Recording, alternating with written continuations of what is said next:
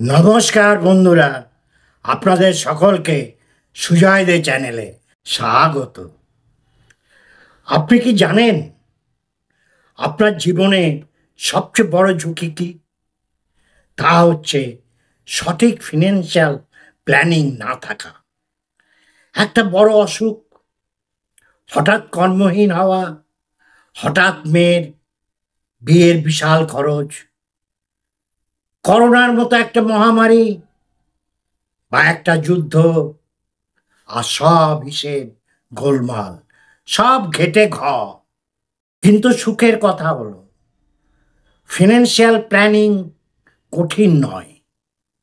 আপনি চাইলে মাত্র মাসে কয়েক মিনিট সময় দিয়ে নিজের পুরো আর্থিক জীবনকে সুরক্ষিত করতে পারেন। আজ আমি সুজয় দে আপনাদের দেখাবো একদম সহজ 6টি ধাপ বা 6টা রুল, যা মেনে চললে আপনার এবং আপনার অবর্তমানে আপনার পরিবার অর্থনৈতিকভাবে সুরক্ষিত থাকবে। আপনার savings, insurance, investment, loan, tax, retirement planning সব কিছু স্বয়ংক্রিয়ভাবে ঠিক হয়ে যাবে। Rule number 1, emergency fund. আমাদের একটা বিপদকালীন ফান্ড হাতের কাছে সবসময় রাখতে হবে। এটাই হচ্ছে প্রথম ধাপ। একটা থাম্ব রুল মনে রাখবেন, আপনার মাসিক খরচের 6 গুণ আপনার এমার্জেন্সি ফান্ডে থাকতে হবে, যেটা সহজে চাইলেই আপনি পেতে পারেন। এটা কিন্তু কোনো ইনভেস্টমেন্ট না। ধরুন আপনার বাড়ির মাসিক খরচ 25,000 টাকা, তাহলে কমপক্ষে তার 6 গুণ মানে 1,50,000 টাকা নিরাপদে রাখতে হবে হাতের কাছে। রাত বেরাতে বিপদ ঘটলে, হঠাৎ আপনার সোনামণি একটা কঠিন অসুখ হলে, হসপিটালে নিয়ে যেতে হলে আপনি সঙ্গে সঙ্গে টাকাটা তুলতে পারবেন। এটা কোনোভাবে ইনভেস্টমেন্ট না, কারণ এটা আপনার safety bulb. Rule number 2, bad loan close করুন। আরে, লোন তো লোনই, আবার তার ব্যাড গুড আছে নাকি? ইয়েস।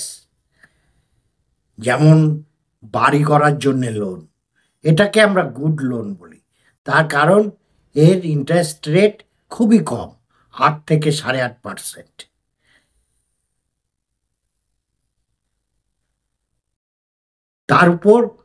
এর উপর আপনি ট্যাক্স বেনিফিটও পাবেন। ব্যাড লোন কোনগুলো? যেগুলোর সুদ অনেক বেশি, যেমন personal loan, credit card loan, 12 থেকে 18% বা তার বেশি সুদ। প্রথম কাজ হচ্ছে আপনার যতগুলো ব্যাড লোন আছে, অর্থাৎ যেমন পার্সোনাল লোন, যতগুলো ব্যাংকের ক্রেডিট কার্ড আছে, সেগুলোর যা দেহ আছে, ডিউজ আছে, সব তাড়াতাড়ি ক্লোজ করে দিন। এটা সবচেয়ে জরুরি। বিশেষত ক্রেডিট কার্ডের প্রলোভন থেকে দূরে থাকুন। সময় মতো ডিউজ পরিশোধ না করলে, আপনি হয়তো জানেন না, ব্যাংক 30 থেকে 50% অ্যানুয়াল সুদ আদায় করে। তাহলে আমাদের দ্বিতীয় ধাপ হলো ব্যাড লোনগুলো থেকে তাড়াতাড়ি মুক্ত হওয়া। রুল 3, অর্থাৎ তৃতীয় ধাপ, রাইট ইন্স্যুরেন্স খুব জরুরি। এই জায়গায় মানুষ সবচেয়ে বেশি ভুল করে। 10-12টা 1 লাখ, 2 লাখ, 5 লাখ, 10 লাখের ইউএলআইপি, মানি ব্যাক, এন্ডোমেন্ট, এই জাতীয় লাইফ ইন্স্যুরেন্স পলিসি কতগুলো নিয়ে বসে থাকেন, যার প্রিমিয়াম প্রচুর বেশি, পেপার ওয়ার্ক 1000 রকম, কম রিটার্ন। মাত্র 2টি ইন্স্যুরেন্স আপনার দরকার। একটা হচ্ছে লাইফ ইন্স্যুরেন্স, সেটা হবে টার্ম লাইফ প্ল্যান, আর একটা হচ্ছে হেলথ ইন্স্যুরেন্স আপনার পরিবারের সকলের জন্য, স্বাস্থ্য বীমা। তাহলে লাইফ ইন্স্যুরেন্স করতে হলে কাদের জন্য লাইফ ইন্স্যুরেন্স করবেন? যারা পরিবারে আয় করে। যারা পরিবারে আয় করে না তাদের জন্য লাইফ ইন্স্যুরেন্স নেবার কোনো দরকার নেই। যাদের আয়ের উপর সংসার নির্ভর করে তাদের জন্যে লাইফ ইন্স্যুরেন্স নিতে হবে। তা লাইফ ইন্স্যুরেন্সের কভার কত টাকার লাইফ ইন্স্যুরেন্স করব? বিশেষজ্ঞরা বলছেন আপনার বার্ষিক আয় যত তার অন্তত 20 গুণ লাইফ ইন্স্যুরেন্স হতে হবে। যদি আপনার বার্ষিক আয় 4 লক্ষ টাকা হয় তবে লাইফ কভার নিতে হবে 80 লক্ষ। এখানে জীবন বীমা মানে বলতে চাইছি টার্ম লাইফ ইন্স্যুরেন্স, যার বীমা খুবই কম। কোনো লাইফ ইন্স্যুরেন্স এজেন্ট বা কনসালটেন্ট, মার্কেটিং এজেন্ট বা ব্যাংকে যারা বীমা বেচে তারা আপনাকে কখনোই এই ইন্স্যুরেন্স নিতে বলবে না। তার কারণ এই ইন্স্যুরেন্সে তাদের কমিশন খুবই নগণ্য। আর এই ইন্স্যুরেন্সগুলোর প্রিমিয়ামের হার খুবই কম এবং প্রিমিয়ামের পরিমাণটা যতদিন অবধি আপনার ইন্স্যুরেন্স চলবে একই থাকবে। ধরে নিন 1 কোটি টাকার লাইফ ইন্স্যুরেন্স করলেন আপনি, তার বীমা মাসিক 700 টাকা। এই 700 টাকা যদি 40 বছরের জন্য করেন, 40 বছর ধরেই মাসে 700 টাকাই আপনাকে প্রিমিয়াম দিতে হবে। প্রিমিয়াম কিন্তু ইনফ্লেশনের সাথে বাড়বে না। এবার আসি স্বাস্থ্য বীমা। পরিবারের প্রতি সদস্যদের জন্য ন্যূনতম 1 থেকে 2 লক্ষ টাকা মেডিকেল ইন্স্যুরেন্স নিতে হবে।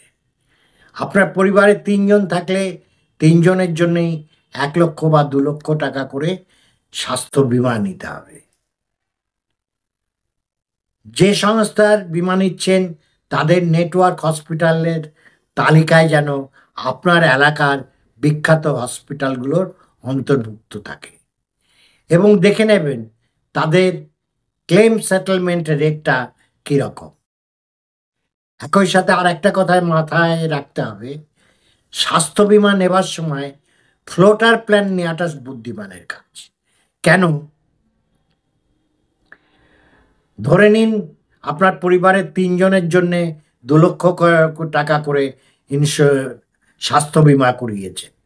এবার ফ্লোটার প্ল্যান করলে কি হবে?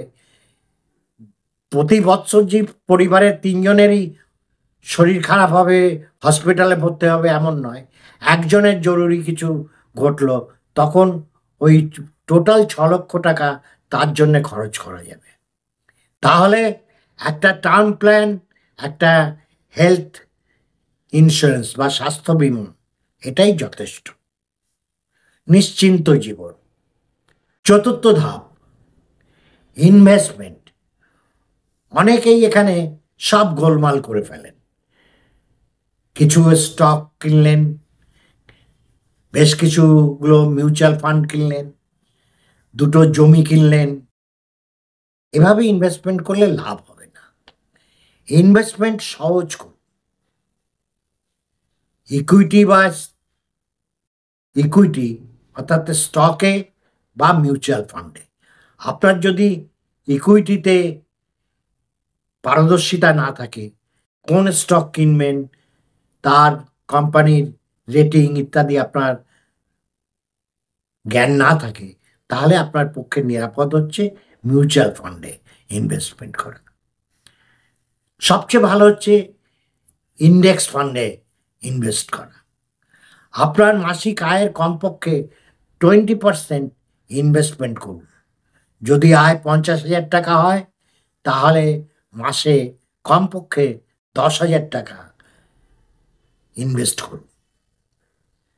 স্টক বুঝলে স্টক কিনুন, না বুঝলে 3টে ভালো মিউচুয়াল ফান্ড ইনভেস্ট করুন।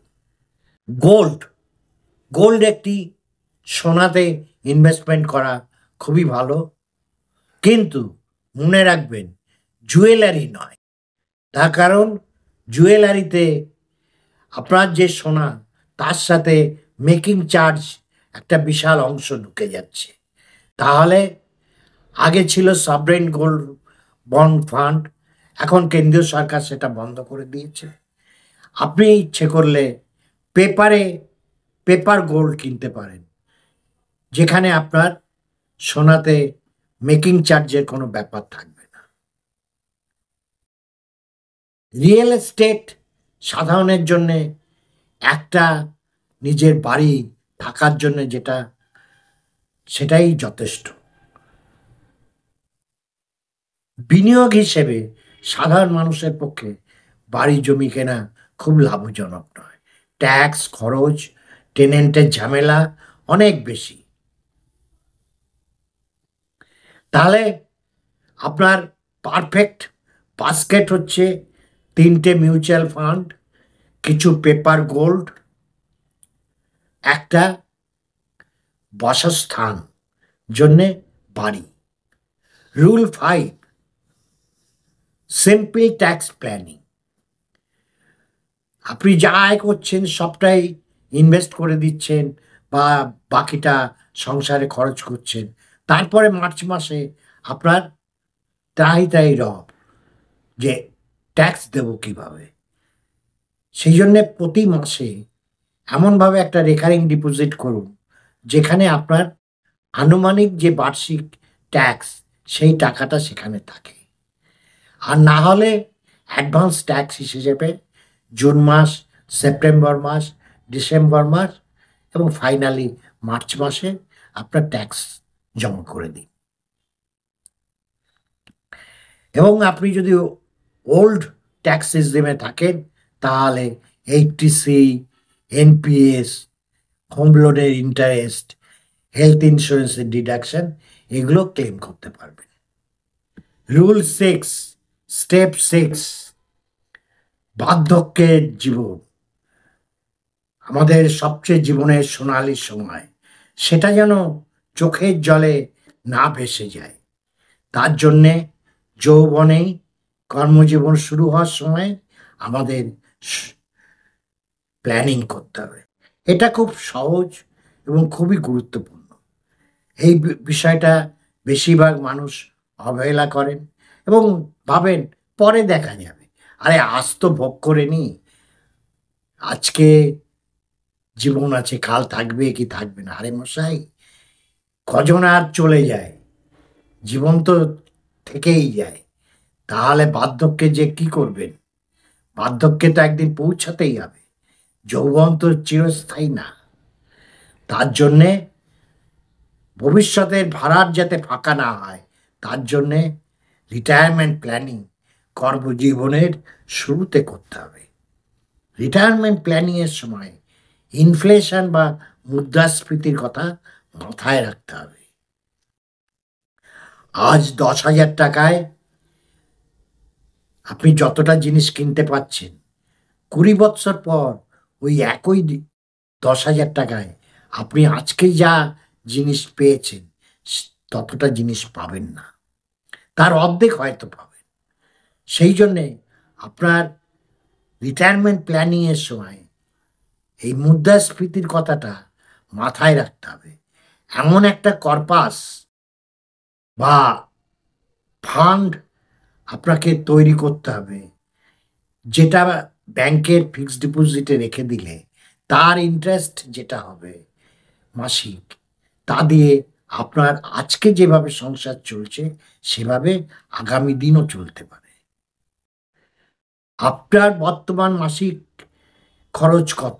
ধরুন 30,000 টাকা। 15 বছর পর রিটায়ার করলে আপনার দরকার অন্তত 50 থেকে 60,000 টাকা মাসে। এটা ইনফ্লেশনের কারণে হচ্ছে।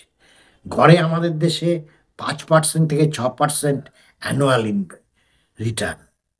সেই জন্য আমরা বলছি যে ইনভেস্টমেন্টটা করতে হলে হিসেব করতে হবে।